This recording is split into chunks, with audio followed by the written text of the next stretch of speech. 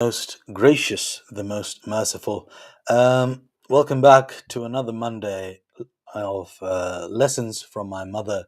Um, Last time I was on here a couple of weeks ago before my trip to Turkey, I had the great privilege of interviewing my mother on one of her lessons, which is wash the dishes while you wash your hands. And because that conversation was done in Urdu, I'll do a quick recap of it in English. So basically, what my mother says um, is that when you go to put the dishes in the sink, you're going to wash your hands.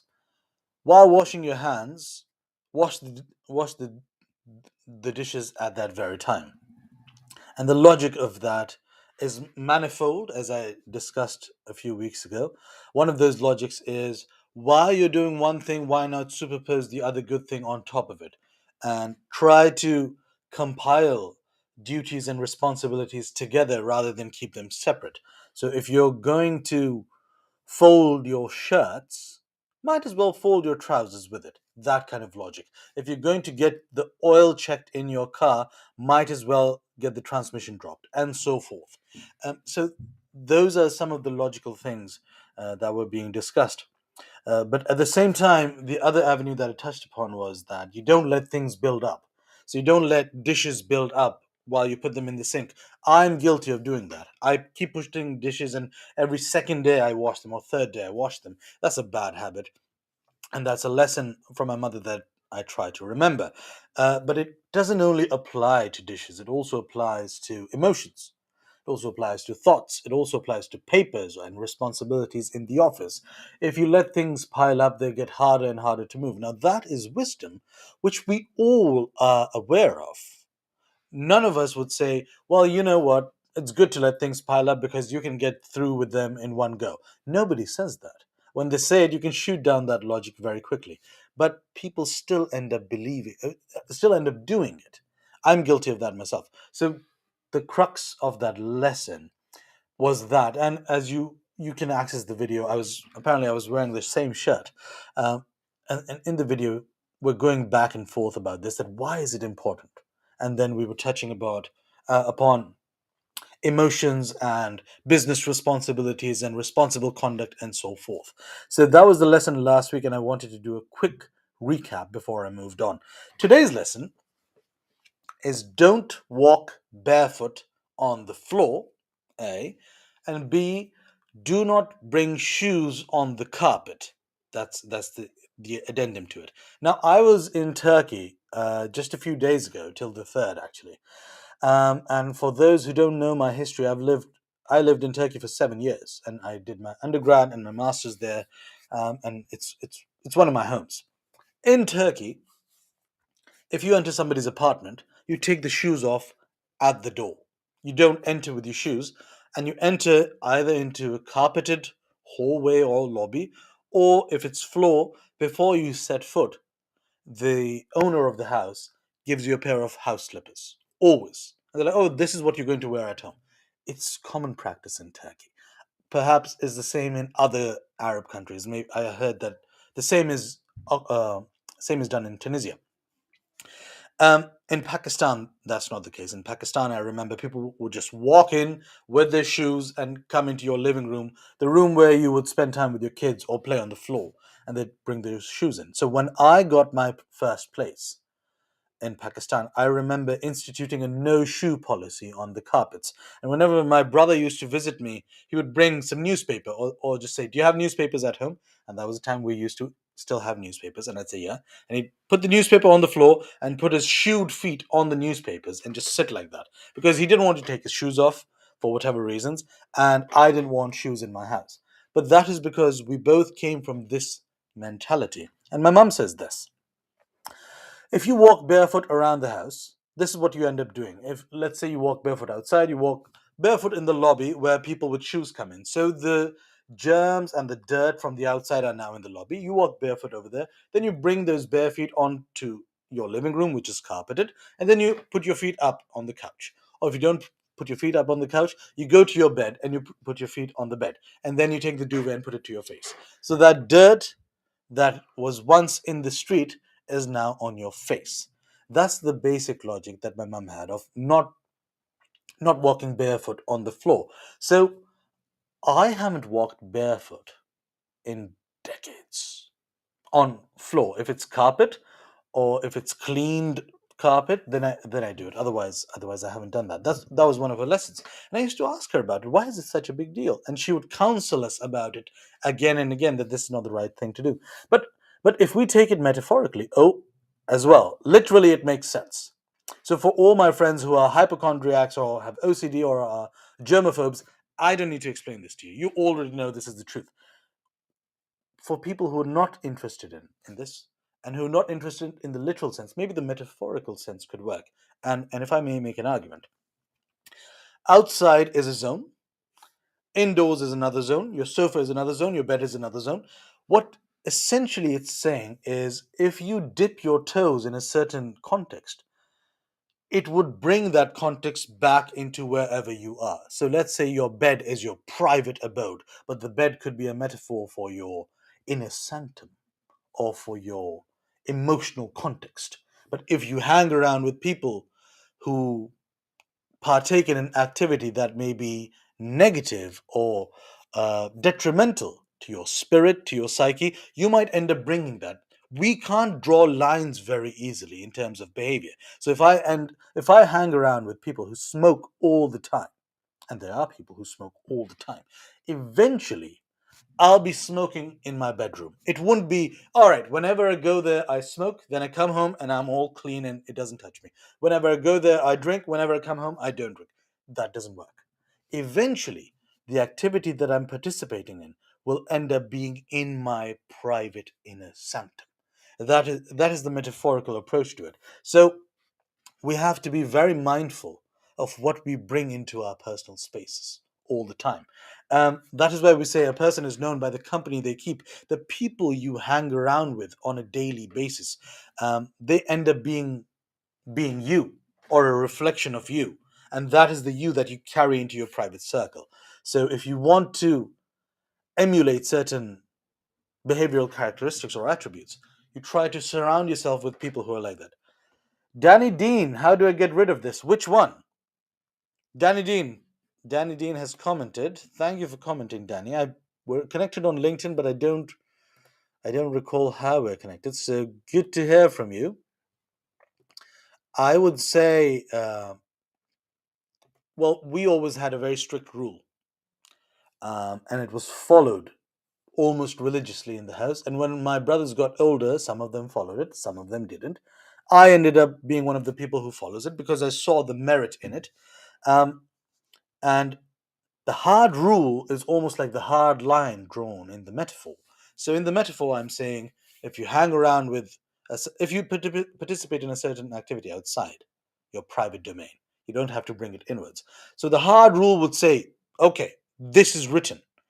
If I go and drink a lot outdoors, or if I smoke outdoors, there is a hard rule that you yourself must set that this activity will not be followed inside the house. That is a rule that you have to set. The literal example is shoes on the carpet, shoes on the furniture. Do you know there are people, and I'm not friends with any of those people, thankfully, but there are people who wear shoes, go outside for walks off road, and then come home and put the same shoes on their sofa, same shoes on their bed, same shoes on their coffee table, and they're cool with it. And when you criticize them, they'll say, yeah, what's the big deal? Well, the big deal is 10,000 different germs and viruses, but also what standards? What standards do you hold yourself up to? I, that's something that's so foreign to me that I can't even conceptualize it. But people do that. There are people who do it. There are people, I've been to offices where people are sitting and then they put their feet on the table and lean in their chair. And if there were clean, shiny shoes, one might excuse it. But they're horrible, dirty shoes. And I've said to them, dude, put your feet down. Or if you're going to put them up, at least clean them. And more often than not, their response is embarrassment because they didn't realize how dirty their shoes were. Similarly, you may not realize how dirty your spirit is, how filthy your psycho what's the right term? How filthy your personality is, um, until you take a look at it and until you realize, wow, you know what? I've been hanging around with people who have a negative opinion of everyone else. I've been hanging around with people who only complain, criticize, and bitch about other people. So when I come home, those are thoughts that I'm surrounded with. My spirit is filthy. I have to get rid of this. I have to cleanse it, clean it, analyze it, engage with it, but I have to do something about this. But you wouldn't realize that until someone points it out to you or until you have a rude awakening. So to cater to this blind spot that all human beings have, these strict rules are very useful. For example, I'm not someone who engages in a lot of gossip. That's also one of my mom's lessons to be developed later. But I don't engage in gossip, and if people are gossiping around me, it doesn't reach me because after a while I stop responding to it. So they say, "Oh, X is like this, and Y is like this, and Z is like this," and I'm like, "Okay, I'm I'm only concerned about me and what we have to discuss about what we're working on. I'm not concerned about anybody else." And what that does is maybe that might say to the other person, "Ooh, Ali's a bit rude. Ooh, Ali's not listening to what I'm saying." Mm-mm. But after a while, they stop gossiping with me. They stop sharing gossip with me. So I have a line. So when I come home, I'm not thinking about other people. Oh, she said this today and he said that and they did this. I'm not doing any of that. I'm only focusing on my thing. So I'm not bringing the dirt from the outside into my private temple. Many people call their houses or homes a temple or a heaven or a haven. Mine is too. I'm wheeling, dealing, moving, shaking, running around, meeting thousands of people, convincing, persuading, public speaking. At home it's clean, it's minimal, it's quiet, and I come and I do my activities and I'm just there. None of the filth from the outside comes in. And as an architect, I can speak to this. One of the reasons why we construct structures, why we build form, is to defend ourselves against forces. And those forces are wind, rain, gravity, uh, friction, and movements in temperature, and so forth. But also, it is forces like envy, jealousy, hatred, anger, pity, and so forth. We build our structures to prevent ourselves from those forces from coming in. So the structure is not only a physical thing, it's a metaphorical one too. That is why this lesson reverberates at multiple levels. Um, don't walk barefoot on the floor, brackets, don't put shoes on carpet or on your table or on your chair. There's a time and place for things. There's a place for things. So if you come to our house, I'm currently at my parents' house in England, all the shoes are lined up on a carpet near the entrance. That's just the way we run our house. And because of that, as soon as I enter my apartment in Montreal, which you've seen in multiple videos, I enter and there's a small wardrobe. I open and I put my shoes there, and my slippers are waiting for me. And I put my slippers on, and then I enter the house. That zone is the only zone where it can be transferred. And I never put my slippers on my sofa. I never do that. So it's about maintaining cleanliness, but cleanliness is not just physical. Cleanliness is on multiple levels, emotionally, mentally, spiritually, physically. It's on all levels. And then when you look at it that way, then it's not just shoes. It's about other activities. It's about where is your mind, where is your spirit. The thing that is outside, is it coming inside into your private domain? So the lesson is, don't walk barefoot on the floor and don't put shoes on carpet or on furniture, because it's all about where it ends up in. So you lick the sidewalk? My mom used to say to us when we were younger and we didn't follow it, this law. She would say things like, go and lick the sidewalk, go eat the mud. And I know that's a scare tactic, because it worked, because it scared us. We're like, whoa, who's gonna eat that mud? Why would I lick the sidewalk? And she'd say, oh, you don't want to lick the sidewalk? Well, that's what you're basically doing.